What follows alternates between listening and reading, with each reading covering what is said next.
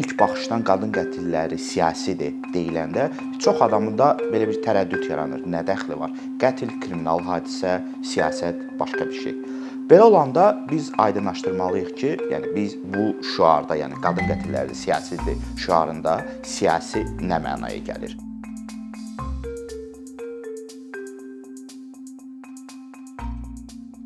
Qadın qətilləri niyə siyasidir? Bu sual son dövrlər gündəmdədir. Xüsusilə sosial mediada ciddi müzakirələrə səbəb olur. Bu məsələni aydınlaşdırmaq üçün biz ilk növbədə bu suala cavab verməliyik ki, siyasi deyəndə nə nəzərdə tuturuq? Çünki adətən insanlar siyasi deyəndə çox məhdud məsələləri nəzərdə tuturlar. Misal üçün, siyasi deyəndə onların ağlına siyasi partiyaların fəaliyyəti gəlir. Ondan kənar məsələləri isə siyasi olaraq qəbul eləmirlər. Yəni bu gündəlik məişət danışığında.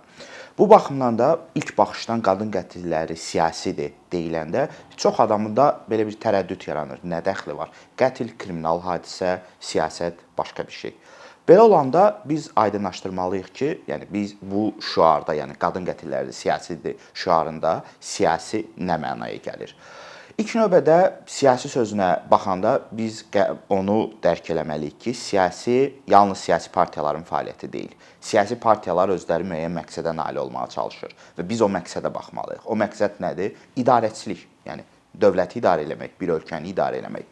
Onda bu məsələ bizə aydın olur ki, siyasi deyəndə bir ölkənin idarə edilməsi ilə əlaqəli olan bütün məsələlər başa düşülməlidir.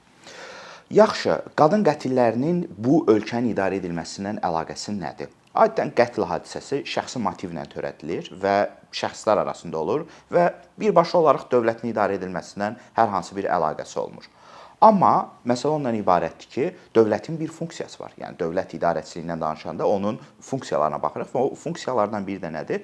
Daxili təhlükəsizlik, əmniyyət funksiyasıdır. Yəni dövlətin vətəndaşların təhlükəsizliyini təmin etməsi funksiyasıdır. Bu funksiyanı da bizim hüquq mühafizə orqanları adlandırdığımız qurumlar həyata keçirir. O cümlədən polis, prokurorluq bu qurumlara aiddir.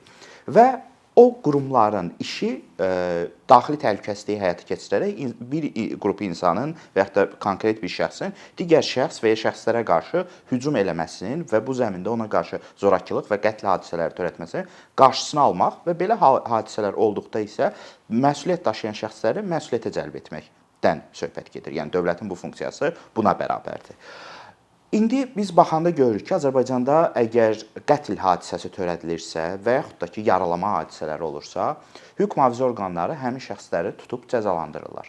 Amma hüquq mühafizə orqanlarının işi bayaq verdiyimiz tərifdən də göründüyü kimi bununla məhdudlaşmır. Onlar yalnız hadisə baş verəndən sonra şəxsləri tutub cəzalandırmaqla işlərini yekunlaşdırmamalıdırlar. Onlar həm də şəxslərin adekvat qabaqcadan qorunmasını həyata keçirməlidirlər. Yaxşı, qadınların məruz qaldığı zorakılıqla bağlı belə bir adekvat sistem mövcuddurmu Azərbaycanda? Ki bu zorakılığa, yəni insanların yalnız qadınların yox, bu hamıya aiddir. Yəni kişi, qadın, uşaq hamıya aiddir. Məruz qaldıqları zorakılıq, yəni ailə zəminində olan zorakılığa məişət zorakılığı deyilir. Və bu bizim hamımızın məlumudur ki, məişət zorakılığı gündəlikdir, davamlıdır, sistemlidir. Yəni hər gün baş verir və bu adətən yəni ailələr və yaxud da ki, yəni həm leqal ailələr, yəni ki, rəsmiləşdirilmiş ailələr, həm də rəsmiləşdirilməmiş münasibətlərdə bu zorakılıq davamlı olaraq baş verir və statistika da göstərir ki, bu zorakılıq adətən qadınlara qarşı yönəlir və uşaqlara qarşı yönəlir. Belə olduqda isə biz görürük ki, bu sistemli zorakılığın əsas hədəfi qadınlardır və uşaqlar da cümlədən. İndi bu halda qadın qətillərindən söhbət getdiyi üçün ona fokuslanırıq. Yəni bu istiqamətə fokuslanırıq. Və bir məsələ var ki, qadın qətilləri siyasidir şüarında söhbət yalnız qətillərdən getmir. Baxmayaraq ki, birbaşa ona fokuslanılıbdır. Qətl zorakılığın pik nöqtəsidir, ən yuxarı nöqtəsidir. Zorakılıq isə yəni davamlı olaraq baş verir. Belə olanda biz görürük ki, yəni burada qadın qətilləri siyasidir şüarında fokuslanılıbdır zorakılığın ən pik nöqtəsinə. Amma biz bilirik ki, zorakılığın başqa növləri də olur və yüngül növləri, yəni döymə, psixoloji zorakılıq, iqtisadi zorakılıq bunlar gündəlik baş verir və davamlıdır və ardıcıldır, çoxdur, sistemlidir, belə deyək də, davamlı. Və Ona baxaq. Yəni bu davamlı olan məişət zorakılığına polis nə cür adekvat reaksiya verir? Yaxud da digər dövlət qurumları nə cür reaksiya verirlər? Onlar belə, yəni ortada ölü olmayanda, yaralanmış şəxs olmayanda məsələni bağlamağa çalışırlar, tərəfləri barışdırmağa çalışırlar və deyirlər ki, bu ailəvi məsələdir, bu şəxsi məsələdir. Yəni maraqlı deyillər öz funksiyalarını həyata keçirməkdə. Bu və ya digər səbəblər barədə uzun danışa bilərik. Amma ortada olan fakt ondan ibarətdir ki, ortada bir qadınlara qarşı sistemli məişət zorakılığı var. Bu davamlıdır, gündəlikdir. Lakin polis bu zorakılığın qarşısını almaq üçün, qabaqcadan adekvat tədbirlər görmür. O cümlədən misal üçün icra hakimiyyətləri orqanları, yerli icra hakimiyyətləri orqanları mühafizə orderi verməlidirlər, onlar da bu funksiyalarını həyata keçirmirlər.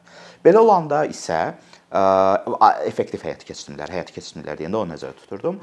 Belə olanda isə bu nəticə hasil olur ki, yəni ortada davamlı bir zorakılıq var. Bu zorakılığın pik nöqtəsi kimi qadın qətilləri baş verir və bu qətillərin və o cümlədən zorakılığın qarşısını almalı olan dövlət qurumları öz funksiyalarını yerinə yetirmirlər. Başqa sözlə dövlət təhlükəsizlik, daxili təhlükəsizlik, əmniyyət funksiyasını yerinə yetirmir.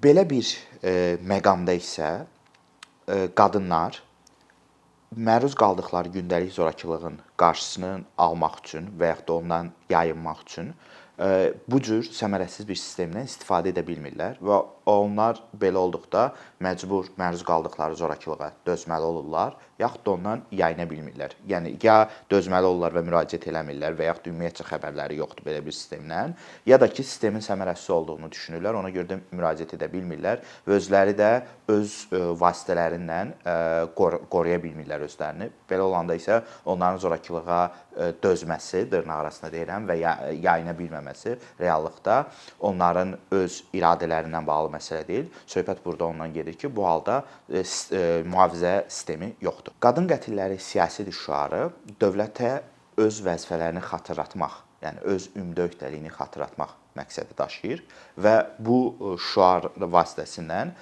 o vurğulanmağa çalışılır və dövlətə xatırladılmağa çalışılır ki, sənin təhlükəsizlik öhdəliyin sadəcə insan öldükdən sonra şəxsi gəlib cəzalandırmağın deyil, sənin təhlükəsizlik, ilk növbədə təhlükəsizlik öhdəliyin qabaqlayıcı, yəni zorakılığın qarşısını ala bilən qabaqlayıcı sistem, səmərəli sistem qurmağındır ki, qurbanlar belə bir səmərəli sistemdən istifadə edə bilsinlər.